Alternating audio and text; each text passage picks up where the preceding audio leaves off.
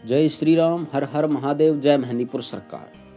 आज का विषय बहुत ही विशेष होने वाला है, क्योंकि आज के विषय में हम मेहंदीपुर के बारे में चर्चा करेंगे। मेहंदीपुर वह महाधाम है जहां संकटों को मुक्ति मिलती है, जहां भूत प्रेत बाधाओं को उतारा जाता है और आप वहां पर संकट मोचन श्री हनुमान जी महाराज के बाल रूप श्री बालाजी के दर्शन करेंगे।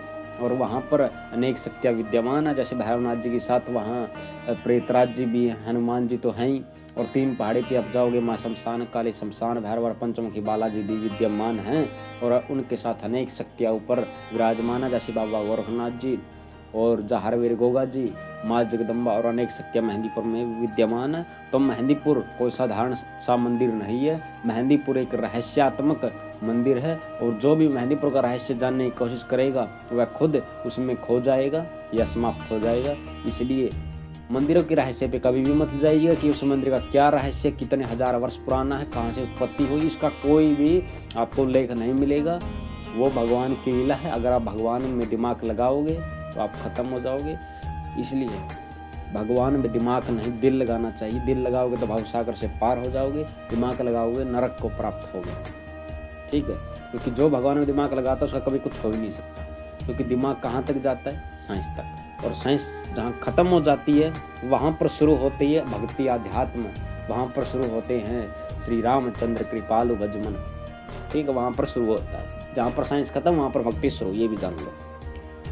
चलो, हम विषय अलग ले गए थे, अब बात करते हैं मेहंदीपुर की। अगर आप मेहंदीपुर जाते होंगे तो आपने एक बात वहाँ पे देखी होगी कि वहाँ पे जो पेशी और संकट झूलते रहते हैं उन सबका कारण क्या है। देखिए, जिस पर भी ऊपरी भूत प्रेत बाधा रहती है ना, वहाँ पर वो अपने आप ऑटोमेटिक वहाँ की शक्तियाँ उन पर मार लगाने लगती है, इसलिए वो खुलकर आ जाती है। ठीक है, अब ये जान लीजिए, अगर आप मेहंदीपुर जाने की सोच रहे या गए हैं और आपके घर पे संकट है, पेशी आ रही है बार बार आपके किसी घर में सदस्य को, और आप ठीक नहीं हो रहे, या मेहंदीपुर में 2 साल हो गए रहते हुए, 1 महीना हो गया, 5 दिन हो गए रहते हुए, कैसे संकट कटेगा, क्या भोग लगेगा, संकट कट नहीं रहा है, इन सभी विषयों पर आज हम चर्चा करने वाले हैं। ठीक है, तो पहला जो चर्चा हम करेंगे, अगर आप मेहंदीपुर जाने की सोच रहे हो तो उनके लिए आप ये जान लीजिए, मेहंदीपुर कोई घूमने की स्थल नहीं है, वो कोई पार्क नहीं है जहाँ पर आप घूमने जाओगे और आ जाओगे।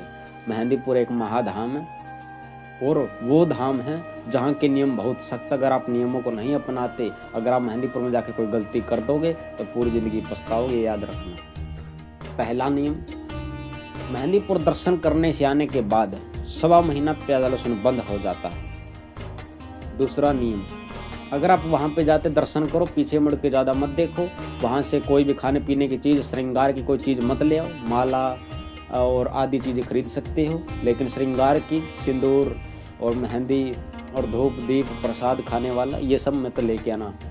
ठीक है, क्योंकि ऐसे बहुत सारे केसेज हो चुके हैं जिसमें पानी की बोतल के साथ भी चुड़ैल आ गई है। ऐसा केस हो चुका है कई बार। ठीक है, और जो इन बातों को नहीं मानता तो तुमसे बड़ा मूर्ख कोई नहीं है। तुम जाके अपना, तुमको जो हरकत करनी है करो, तुमको अपने आप पता लग जाएगा कि मेहंदीपुर में क्या है क्या नहीं है, मेहंदीपुर का रहस्य क्या है। तुम्हें बहुत इच्छा अगर जानने की तो करके देख लो प्रैक्टिकल। ठीक है, अब बात करते हैं, अगर ये नियम आप नहीं करते हैं तो वहाँ के हनुमान जी तो कुछ नहीं कहेंगे आपको, बालाजी तो कुछ नहीं कहेंगे, लेकिन वहाँ के भैरवनाथ जी प्रेतराज जी नहीं छोड़ने वाले। उनके गण और उनके जो अंडर भूत प्रेत चलते हैं, भैरवनाथ जी जो योगिनी चलती है माता की, वो नहीं छोड़ेंगे। अगर आपने वहाँ के नियम तोड़े ना, एक तो तुम उनके जो उनके अधिकार क्षेत्र, एक तो तुम उसमें घुसोगे और फिर घुस के और फिर वहाँ पे हवाबाजी करोगे। ठीक है, और फिर वहाँ दर्शन करके अपनी मनोकामना मांग के आओगे। घर पे आगे तुम अपना कचरा फैला रहे हो, मंदिर में सफाई करनी नहीं, आके जोत लगानी नहीं है, अब नियम प्रेत से तुम्हें रहना नहीं है। कभी चावल खाओगे, कभी आलू टिक्की खाओगे प्याज लहसुन डाल के, तो तुम्हारी बुद्धि भ्रष्ट है। इसीलिए तुम मेहंदीपुर मत जाओ। अगर तुम्हें जाना है तो नियम से चलो। प्याज लहसुन छोड़ना पड़ेगा 1.25 महीना, हनुमान चालीसा का पाठ करना पड़ेगा 1.25 महीना रोज 11 बार, तभी जाके मेहंदीपुर की अर्जी स्वीकार हो जाती है। अगर दर्शन करने भी जाते हो ना, दर्शन करने भी, तो भी ये नियम अवश्य लागू होता है कि आपको प्याज लहसुन 1.25 महीना छोड़ना पड़ता है। नहीं छोड़ते तो आपको वहाँ की शक्तियों से दंड भी मिलता है, और क्या पता एक आता संकट साथ भी लग जाता है वहाँ से। आप किस प्रवृत्ति के व्यक्ति हो ना, वहाँ के संकट को ज्ञात होता है। ठीक है, आप जितने वहाँ पे जाओगे ना जब, और जितने आपको वहाँ पे व्यक्ति और घूमते फिरते लोग देखेंगे, उससे न जाने हजारों गुना वहाँ पे संकट है जो हर कोई नहीं दे सकता, लेकिन जिसके पास सिद्धि है, शक्ति है, उसको पता है यहाँ पर क्या है। ठीक है, इसलिए मेहंदीपुर जाओ तो सावधानी से। ठीक है, अब दूसरा विषय था कि अगर आप मेहंदीपुर जा रहे हो, ठीक है, तो ये नियम जान लेना। अब बात आती है अगर वहाँ पे जाके आ चुके हो फिर भी संकट ठीक नहीं हुआ या कुछ समय से रह रहे हो, तो उसका कारण क्या है? उसका कारण है कि आपने वहाँ पर भोग नहीं लगाया। भोग जैसे जलेबी का लगता है समाधि वाले बाबा का, भैरवनाथ जी का गुलगुलों का लगता है, प्रेतराज जी का चावल का लगता है। इस प्रकार से आप वहाँ पर भोग लगा सकते हैं। हनुमान जी का लगता है लड्डुओं का, और वहाँ पर दीवान सरकार है जो प्रेतराज जी के पीछे उनका स्थान, उनके भोग बिना आपकी कोई अर्जी स्वीकार नहीं होगी, आप ये भी जान लीजिए। अब जैसे कुछ ये विषय कहेंगे कि वहाँ पर भोग सभी बंद कर दिए गए हैं, तो आप स्वयं से भी लगा सकते हैं। अगर आप वहाँ पुजारियों पर और वहाँ पर निर्भर रहोगे ऐसे, तो आपका संकट कभी नहीं कटेगा। अगर कट भी गया तो वो वापस आने की संभावना बहुत ज़्यादा रहती है, क्योंकि भोग बिना कोई शक्ति कार्य नहीं करती। और तंत्र के क्षेत्र में मंत्र जाप और दूसरा भोग प्रसाद सबसे इम्पोर्टेंट रहता है। ठीक है, ये जान लीजिए। जैसे हमारा भोजन के बिना हम नहीं चल सकते, वैसे ही शक्ति भोग बिना कार्य नहीं करती। हम मानते हैं कि वो भाव पर कार्य करती हैं, लेकिन भाव भोग से ही तय होता है कि आपका भाव कितना सच्चा है। ठीक है, अगर ऐसी बात होती तो आज मंदिरों में 56 भोग नहीं लग रहा होता। अगर भगवान सिर्फ भाव ग्रहण करते, लोग कहते हैं ना भाव से सब कुछ होता है, मन में सब कुछ होता है, विश्वास करके चले जाएंगे, जो करेंगे हनुमान जी करेंगे। अरे मूर्खो, हनुमान जी तो कर देंगे, वो गंदी शक्ति को तुम्हारा बाप हटाएगा क्या? वो भैरवनाथ जी को भोग दोगे तभी तो वो भूत प्रेत तुम्हारे घर पे पहुंचेंगे उनको संकट को काटने के लिए। अब ये थोड़ी है कि तुम भैरवनाथ जी को प्रकट कर दोगे, कितनी मूर्खता वाले लोग हैं। ठीक है, अब उपाय यही है, आपको ये सबको भोग लगाना पड़ेगा। इसकी मैं अलग से वीडियो डाल दूंगा, वो देख लेना आप। ठीक है, नियम वहाँ के मैंने बता दिए।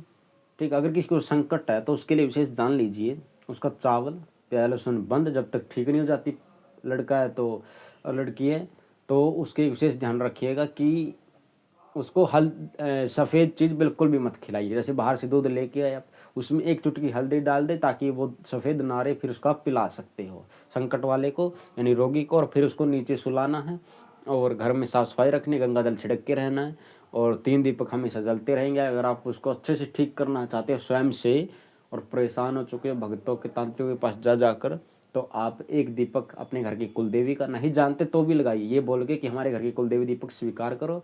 चैनल पर वीडियो मैंने डाल रखी कुलदेवी से संबंधित, देख लेना। दूसरा, आप एक दीपक लगाएंगे मेहंदीपुर सरकार का। तीसरा, आप एक दीपक लगाएंगे माता काली का। 3 दीपक आपको लगाने हैं और बजरंग बाण का हर रोज़ कम से कम 21 पाठ करने हैं। सवा महीने में आप देखेंगे कि आपका संकट कितना हद तक कट चुका होगा। अगर आप ये नियम अच्छे से करते तो ही आपका कुछ हो सकता है, वरना आप संसार में कहीं भटकी, आपका कुछ नहीं हो सकता। ठीक है, इसलिए मेहंदीपुर कोई सामान्य जगह नहीं है। अगर आप वहाँ पे जाते हैं तो नियम, अगर कायदे में रहोगे तो फ़ायदे में रहोगे, वरना आपके साथ न जाने कितने भूत प्रेत लग कर आएंगे, आपको समझ में नहीं आएगा। फिर आप मेहंदीपुर को अपमान करेंगे, मेहंदीपुर की शक्ति होगा कि मेहंदीपुर में भूत प्रेत लग जाते, ऐसा कुछ भी नहीं है। अगर आप नियमों से चलोगे तो किसी की औकात नहीं आपके पीछे लग जाए। अगर आप जाकर वहाँ हवाबाजी करोगे तो वहाँ निश्चित रूप से आपको भूत प्रेत लगेंगे ही, और मैं तो कहता हूँ लगना ही चाहिए। जो ऐसे कृत्य करते, दुष्ट कृत्य करते, वहाँ जाके कचरा फैलाएंगे, प्रसाद को कहीं भी फेंक देंगे, मस्तीखोर करते चलेंगे, उन लोगों के साथ होना ही चाहिए ऐसा। ठीक है, किसी को अगर मेरे शब्द कड़वे लगे तो बेशक लगे, सच्चाई यही है। ठीक है, अगर मेहंदीपुर को पार्क समझ के देखने जा रहे हो तो तुमसे बड़ा मूर्ख कोई नहीं है। अगर आपको ये वीडियो अच्छी लगी हो तो हमारे चैनल को सब्सक्राइब और वीडियो को लाइक और शेयर अवश्य कर दें। मिलते हैं अगले वीडियो में। आपको अगली वीडियो क्या चाहिए कमेंट में डाल दीजिएगा। जय श्री राम, हर हर महादेव।